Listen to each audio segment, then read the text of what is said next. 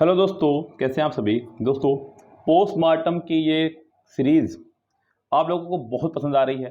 लगातार बच्चों के बहुत अच्छे प्रशंसनीय मैसेज आ रहे हैं, बहुत बहुत धन्यवाद। और इसी के चलते हमें ये सीरीज़ भी कंटिन्यू रखनी पड़ रही है बच्चों। आप लोगों का प्यार और स्नेह इतना मिल रहा है कि मुझे ये सीरीज़ कंटिन्यू रखनी पड़ रही है। लेकिन आज मैं इस सीरीज़ में कुछ एक्स्ट्रा कुछ नया कराने वाला हूँ, क्योंकि आपका ये प्यार और स्नेह और ये विश्वास हमेशा बना रहे, इसलिए कुछ ना कुछ नया आप लोगों के लिए करता रहता हूं बच्चों। आज मैं आपको नाउन से आने वाली 13 एरर्स बताने वाला हूं। वो एरर्स जो हम लोग अक्सर एग्जाम में कर जाते हैं, उन एरर पर मैं आज बात करने वाला हूं। आपसे भी कहीं ना कहीं गलतियां हुई होंगी, तो जरा उन गलतियों का आज हम लोग सुधार देंगे और बच्चों एक एक करके सभी गलतियों पर बात करेंगे। इसलिए पूरा शुरू से लेके एंड तक जुड़े रहना, कोई भी बात मिस मत होने देना। अगर आपको लग रहा है ये मेरे लायक है, मुझे लिख लेना चाहिए, तो फटाफट से अभी जल्दी से नोटबुक और पेन लेके बैठ जाइएगा और शुरू कर दीजिएगा वीडियो को देखना और लिखना भी। मैं इसने आपको 2 सेकंड दे रहा हूं, जितने आप पेन और कॉपी लेकर के आए। बच्चों ध्यान दीजिएगा, ये जो 13 रूल्स हैं ये नाउन से हैं। हम लोग यहाँ पर इसी तरह से और चैप्टर से भी आपको रूल्स कराएंगे, जैसे कि प्रोनाउन हो गया, वर्ब हो गया, टाइम एंड टेंस हो गया, सिंटेक्स हो गया, एडजेक्टिव हो गया, एक्टिव पैसिव हो गया। सभी से मैं आपको कुछ ऐसे रूल्स कराऊंगा जो आपके लिए बहुत इंपॉर्टेंट हैं। एग्जाम में अक्सर इनसे एरर पूछी जाती है। लेकिन बच्चों यहाँ आपको एक काम करना होगा, अगर आप अभी अभी चैनल पर विजिट कर रहे हैं और आपको ये बात हमारी अच्छी लग रही है, समझ में आ रही है, तो चैनल को सब्सक्राइब करके बेल आइकन जरूर प्रेस कर लीजिएगा, जिससे कि आपको आने वाली सभी वीडियो के नोटिफिकेशन समय पर मिलते रहें। सो बस फटाफट से एक लाइक कर दीजिएगा। देखिए, मिलता कुछ नहीं है लाइक से, लेकिन हौसला मिलता बहुत ज़्यादा, संतुष्टि मिलती है कि हमारे द्वारा बताए गए रूल्स किसी के काम आ रहे हैं और आप लोग सराह रहे हैं। इससे हौसला मिलता है अगली वीडियो बनाने के लिए बच्चों। आज 11वां लेक्चर है हमारा और इसी तरह से सीरीज चलती रहेगी, आपके काम आती रहेगी। बच्चों जरा ध्यान दीजिएगा, कुछ छोटे छोटे सेंटेंस जो मैं आपके लिए लेकर के आया हूँ, जिन्हें अक्सर हम लोग करते वक्त गलत कर जाते हैं। Riches has wings. मुझे सबसे पहली बात तो ये कि रिच आपका एक एडजेक्टिव है, मतलब आप बात को बेस से समझिएगा। रिच आपका एक एडजेक्टिव है और बच्चों कभी भी किसी भी एडजेक्टिव के अंदर ना तो हम एस या ईएस लगा सकते हैं, ना ही उसमें एपोस्ट्रोफे एस लगा सकते हैं, जो कायदे की बात है। तो किसी भी एडजेक्टिव में आप एस या ईएस या फिर एपोस्ट्रोफे एस नहीं लगा सकते हैं। अब बच्चों बात करें यहाँ पर इसमें क्यों लगाया गया। बच्चों यहाँ पर जब आपने इसमें एस या ईएस लगाया है तो इसका मीनिंग भी चेंज हो गया है। इस रिचेस का मतलब यहाँ पे हो गया है बच्चों लक्ष्मी। क्या हो गया बच्चों इस रिचेस का मतलब? लक्ष्मी, मतलब माता लक्ष्मी। बच्चों पैसों की बात हो रही है, बच्चों किसकी बात हो रही है? पैसों की बात हो रही है, धन की बात हो रही है। यहाँ पर इसका मीनिंग ही पूरा बदल गया है। इसके अलावा आप किसी भी एडजेक्टिव में एस या ईएस मत लगाइएगा। ऐसे नहीं कि रिच में आपने लगाया तो आप पुअर में भी एस लगा जाएं, नहीं बच्चों।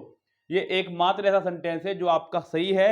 रिचेस हैव विंग्स, यानी कि बच्चों हिंदी में इसका मीनिंग होता है लक्ष्मी के पैर होते हैं। बच्चों आपने सुनी भी होगी कहावत, लक्ष्मी के पैर होते हैं, यानी कि लक्ष्मी चंचला होती है। आज तुम्हारे पास है, फिर मेरे पास, मैं किसी और को दे दूंगा। बस इसी तरह से चलती रहती है बच्चों लक्ष्मी, यानी कि पैसे जो हैं किसी के पास रुकते नहीं हैं, ये बस चलते ही रहते हैं बच्चों, एक से दूसरे पर, दूसरे तीसरे पर। तो ये आपका सेंटेंस में यहाँ पर आप लोगों को प्लूरल वर्ब का इस्तेमाल करना होगा, सिंगुलर वर्ब का नहीं। ये गलती आप मत कीजिएगा। और बच्चों ध्यान दीजिएगा, मैंने आपको जो बताया है, कभी भी किसी एडजेक्टिव में ना तो आप एस या ईएस लगाएंगे, ना ही एपोस्ट्रोफे एस लगाएंगे। ओके दोस्तों, चलिए चलते हैं हम लोग अगले रूल की तरफ। अगला रूल हमारा जो है कह रहा है कि he is true to his words. बच्चों यहाँ पर कह रहा है कि he is true to his words, यानी कि ट्रू टू हिज वर्ड का मतलब होता है बच्चों अपनी बात का पक्का होना, यानी कि वह अपनी बात का पक्का है। बच्चों ध्यान दीजिएगा, यहाँ पर बात के लिए वर्ड की बात की जा रही है। बच्चों बात, ध्यान देना, मैं हमेशा बोलता हूं बच्चों, जिसका हिंदी में प्लूरल नहीं उसका अंग्रेजी में भी प्लूरल नहीं हुआ करता है। यहाँ पर वर्ड को वर्ड्स नहीं कर सकते हैं। आपका यही प्रोसीजर बिल्कुल ठीक है। He is true to his word, not true to his words. तो यहाँ पर यह भी आपका फॉर्मेशन पूरी तरह से रोंग हुआ। अगला फॉर्मेशन देखिएगा बच्चों, यहां पर ये तो अक्सर आप लोगों ने बहुत बार देखा होगा, there are many different peoples in India, in Europe. बच्चों सबसे इंपॉर्टेंट बात तो ये ध्यान रखिएगा कि देयर के बाद जो वर्ब आया करती है वो कभी भी देयर के हिसाब से नहीं आया करती है। देयर के बाद आने वाली वर्ब कभी भी देयर के मिजाज से नहीं आया करती है। देयर भले ही यहां पर एज ए सब्जेक्ट काम कर रहा हो, लेकिन देयर की इतनी हिम्मत नहीं है कि वो वर्ब ले ले। यानी कि बात समझ रहे हैं, फिल्म में हीरो तो देयर है, लेकिन इतनी हिम्मत नहीं है कि उसके साथ हीरोइन काम कर जाए। हीरोइन तो किसी और के लिए आ रही है। मैं यहां पर बच्चों हमेशा सब्जेक्ट को हीरो और वर्ब को हीरोइन बोलता हूं, यानी कि सब्जेक्ट को एक्टर और वर्ब को एक्ट्रेस हम लोग बोलते हैं यहाँ पर। लेकिन ये एक्ट्रेस आपकी देयर के लिए नहीं है, ये आगे वाले सब्जेक्ट के लिए है। और आगे वाले सब्जेक्ट का फॉर्मेशन क्या है बच्चों? मैनी के बाद में हमेशा प्लूरल नाउन और प्लूरल वर्ब आया करता है। बच्चों मैनी के बाद में प्लूरल वर्ब तो आ रहा है क्योंकि ये मैनी के हिसाब से ही है, लेकिन यहाँ पे प्लूरल नाउन नहीं आ रहा है। अब कुछ बच्चे कहेंगे कि यहाँ पर बच्चों सर पीपल तो अपने आप में ही प्लूरल है, तो इसको क्या प्लूरल बनाना? बच्चों पीपल माने होता है लोग, लेकिन जब आप अलग अलग समुदाय और जातियों की बात कर रहे हैं तो आपको कहना पड़ता है पीपल्स। क्या कहना पड़ता है बच्चों? पीपल्स। तो यहाँ पर ये सेंटेंस आप लोग डेफिनेटली रॉन्ग कर सकते थे, मुझे पता है। सही फॉर्मेशन बच्चों ये है। फॉर्मेशन सही से याद रखना, क्योंकि यही फॉर्मेशन हैं जो आपके एग्जाम्स में आपको लेकर डूब जाती हैं। रूल्स तो आपको सब पढ़ा देंगे, लेकिन रूल्स के फैक्ट्स कौन पढ़ाएगा बच्चों? ध्यान दीजिएगा। तो ये ध्यान देना, हमारा काम है, हम आपको फैक्ट्स पढ़ाएंगे। यस, रूल्स तो आप लोग पढ़ ही रहे हैं बच्चों। तो ध्यान रखना बच्चों, यहां एक इंपॉर्टेंट बात मैंने आपको बता दी है, इन चीजों को आप हमेशा याद रखिएगा। हम लोग चलते हैं अपने नेक्स्ट रूल की तरफ। अगला सेंटेंस देखिएगा, कह रहा है कि माई शू इज ब्लैक, मेरे जूते काले हैं। बच्चों ध्यान देना, जो भी नाउन हमेशा पेयर में चलता है, बच्चों ध्यान देना, जो भी नाउन हमेशा पेयर में चलता है वो नाउन हमेशा प्लूरल यूज होता है बच्चों, सिंगुलर यूज नहीं होता है। शू को हम लोग शू नहीं शूज कहेंगे, क्योंकि शूज हमेशा पेयर में इस्तेमाल हुआ करते हैं, सिंगल शूज का कभी भी कोई काम नहीं है, ये ध्यान रखिए बच्चों। तो माई शूज यहां पर होना चाहिए था, सबसे इंपॉर्टेंट बात, शू नहीं शूज होना चाहिए था, और इज नहीं आर होना चाहिए था बच्चों। My shoes are black. जितने भी हमारे नाउन हैं जो हमेशा पेयर में ही चलते हैं, जैसे कि shoes, spectacles, goggles, glasses, trousers, jeans, pyjamas, socks, slippers, scissors, tongs, binoculars, और बहुत सारे ऐसे कितने वर्ड हैं जो हमेशा पेयर में, यानी कि पेयर से मतलब जाने अनजाने ये अपने आप में जुड़े हुए हैं, सिंगल इनका कोई यूज है ही नहीं, तो बस उनके साथ में हम लोग इस्तेमाल करते हैं प्लूरल वर्ब का। यहां पर बच्चों माई शूज आर ब्लैक होना चाहिए था, वेयर इज माई पैंट नहीं वेयर आर माई पैंट्स होना चाहिए था। सेंटेंस का फॉर्मेशन ये रहेगा, ध्यान रखें बच्चों, मैंने जो सेंटेंस बोला है उसको भी ध्यान रखना। ओके, चलिए चलते हैं हम लोग अगले सेंटेंस की तरफ। क्या कह रहा है बच्चा? I have broken my spectacled. यहां पर ध्यान देना, यहां पर फिर वही गलती कर दी है, I have broken my spectacled. बच्चों स्पेक्टिकल भी उन्हीं नाउन में से एक है जो आपका सिंगल कभी चलता ही नहीं है, ये आपका डबल में ही चलता है बच्चों, स्पेक्टिकल्स। तो यानी कि स्पेक्टिकल्स होगा, ना कि स्पेक्टिकल। तो यहां पर ये भी हुआ आपका रोंग, सही फॉर्मेशन आपका होना चाहिए था I have broken my spectacles. ऐसे बहुत सारे नाउन है बच्चों जिनमें एस या यस डेफिनेटली लगना ही लगना है, क्योंकि वो बच्चों कभी भी एक तरह से देखा जाए तो सिंगुलर है ही नहीं। अगर आप स्पेक्टिकल्स कह रहे हैं तो बच्चों यहां पर आपके दो हिस्से हैं चश्मे के, ये ध्यान रखें। अगर आप सीजर कह रहे हैं तो बच्चों इसके दो हिस्से हैं, इसलिए सीजर्स कहना सही रहेगा। अगर आप टोंग्स कह रहे हैं तो ये भी इसके दो हिस्से हैं, इसलिए टोंग्स कहना सही रहेगा। इनका सिंगल कोई यूज है ही नहीं। Scissors, tongs, spectacles, goggles, glasses, binoculars, pyjamas, jeans, trousers, socks, shoes, slippers, और बच्चों बहुत सारे नाउन इस तरह के आपको देखने को मिले तो समझ जाइएगा कि निकाल में ऐसा आएगा और हमेशा प्लूरल वर्ब भी आएगी। चलिए बच्चों चलते हैं नेक्स्ट सेंटेंस की तरफ। कह रहा है कि she has red many poetry. बच्चों ध्यान देना, मैंने अभी थोड़ी देर पहले ही बताया आपको कि मैनी के बाद हमेशा हमें प्लूरल नाउन लगाना होता है। क्या लगाना होता है बच्चों? मैनी के बाद हमेशा प्लूरल नाउन आपको लगाना ही लगाना है। मैनी के बाद में जब भी मैनी आएगा प्लूरल नाउन लगाना होगा। लेकिन क्या हम लोग प्लूरल को भी प्लूरल बना दिया बच्चों? ध्यान देना, पोएट से बना है आपका पोएट्री, पोएट से बना है पोएट्री। तो बच्चों जो शब्द खुद किसी और से बन के आ रहे हैं उनमें कभी भी एस या ईएस का इस्तेमाल नहीं करते हैं। जैसे ज्यूल से बना ज्वेलरी, मशीन से बना मशीनरी, पोएट से बना पोएट्री, सीन से बना सीनरी। ऐसे बहुत सारे वर्ड हैं जो किसी और शब्द से निकल के आ रहे हैं, उनमें कभी भी एस या ईएस का इस्तेमाल नहीं करना है। मशीनरीज, ज्वेलरीज, पोएट्रीज, और आपका बच्चों बहुत सारे वर्ड सीनरीज, इस तरह के शब्दों में आपको एस या ईएस का इस्तेमाल नहीं करना है। ये फॉर्मेशन पूरी तरह से रॉन्ग है, ये गलती एग्जाम में मत करना। या तो आप यहाँ पे पोएट्री करें, हालांकि पीछे मैनी होने की वजह से पोएट्री यहाँ पे सही नहीं रहेगा, तो अच्छा होगा कि आप यहाँ पर पोएम्स कर दें। She has red many poems of Tagore. बच्चों पोम्स यानी कि पोम आपका होता है सिंगुलर और पोम्स आपका हो जाएगा प्लूरल। तो बच्चों यहाँ पर प्लूरल आपका जो हो जाएगा पोम्स, ये सिंगुलर है, यहाँ पर हम लोग कह सकते हैं she has red many poems of Tagore. Yes, चलिए बच्चों चलते हैं नेक्स्ट रूल की तरफ। नेक्स्ट रूल हमारा जो पोस्टमार्टम में है वो है आपका do you have 2 dozens pen.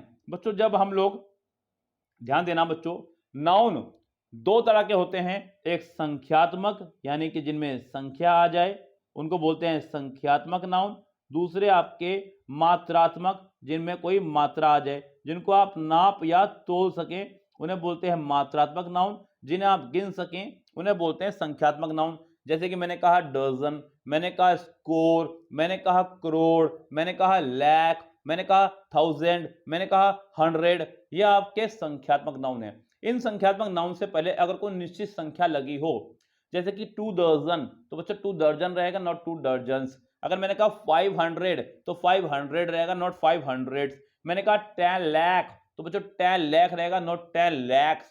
मैंने कहा 100 करोड़ तो 100 करोड़ होगा, नॉट 100 करोड़। लेकिन बच्चों अगर मात्रात्मक नाउन जैसे कि बच्चों किलोमीटर, मीटर, माइल, लीटर, ये आपके मात्रात्मक नाउन है जिन्हें हम लोग गिन नहीं सकते, सिर्फ नाप सकते हैं, तोल सकते हैं। इनसे पहले अगर कोई निश्चित संख्या लगी हो तो आप एस लगा सकते हैं। 2 किलोमीटर्स, 3 माइल्स, 5 लीटर्स, आप इनके साथ में एस का इस्तेमाल कर सकते हैं। तो दोस्तों यहां पर डजन से पहले, डजन के साथ में आपका एस नहीं आएगा क्योंकि डजन से पहले एक निश्चित संख्या खड़ी हुई है। उम्मीद करता हूं कि आपको यह फॉर्मूला भी समझ में आ गया होगा। अगर बच्चों मेरे इतने समझाने के बाद भी आपको किसी फॉर्मूले में कोई प्रॉब्लम आ रही है तो आप हमें इसी वीडियो के कमेंट बॉक्स में कमेंट कर दें, और कोई भी अगर आपको लग रहा है कि डाउट है या मैंने इस बात को गलत बता दिया है तो भी आप अपना सुझाव यहाँ रख सकते हैं। एक दूसरे को सिखाने के लिए हम लोग यहाँ बैठे हुए हैं, इसमें कोई शर्म की बात नहीं है, आप अपने सुझाव यहाँ रख सकते हैं। चलिए बच्चों चलते हैं हम लोग आगे नेक्स्ट रूल की तरफ। One of my friend came to me. बच्चों ध्यान देना, मैंने हमेशा बताया है ऑफ के बाद कभी भी अगर हमें कोई नाउन लगाना हो और वो प्लूरल बन सकता हो तो हम लोग उस नाउन को प्लूरल ही बनाएंगे। वन ऑफ माई फ्रेंड्स होना चाहिए था, नॉट फ्रेंड। तो गाइज यहां पर आपका फ्रेंड्स होना चाहिए था, फ्रेंड नहीं, क्योंकि फ्रेंड को प्लूरल बनाया जा सकता है। अगर यहाँ पे कोई ऐसा नाउन होता जिसको प्लूरल नहीं बनाया जा सकता था तो आप लोग वहां पर एस या ईएस का इस्तेमाल नहीं करेंगे। ठीक है बच्चों, ऑफ के बाद अगर काउंटेबल नाउन आ रहा है तो आप लोग एस या एस का इस्तेमाल करेंगे। अगर ऑफ के बाद काउंटेबल नहीं आ रहा है नाउन तो आप एस या एस का इस्तेमाल नहीं करेंगे। यहां पर आपका फ्रेंड्स होना चाहिए था, फ्रेंड नहीं, तो ये भी आपका एक रॉन्ग फॉर्मेशन है बच्चों अगर आप अभी भी वीडियो देख रहे हैं बैठ करके और अभी तक आपने वीडियो को लाइक नहीं किया है तो जरा फटाफट से लाइक का बटन दबा दीजिए बच्चों, ये आपका एक फर्ज बनता है। मैं चलता हूं अगले रूल की तरफ, आप अपना फर्ज निभाइए, मैं अपना। बच्चों यहाँ पे क्या कह रहा है, रूल देखिएगा ध्यान से। सेंटेंस में कह रहा है कि my father gave me 100 rupee note. My father gave me 100 rupees note. ध्यान देना, जब उसने कह दिया तो आपने लगाया 100 और उसके बाद आपने लगाया रुपीज।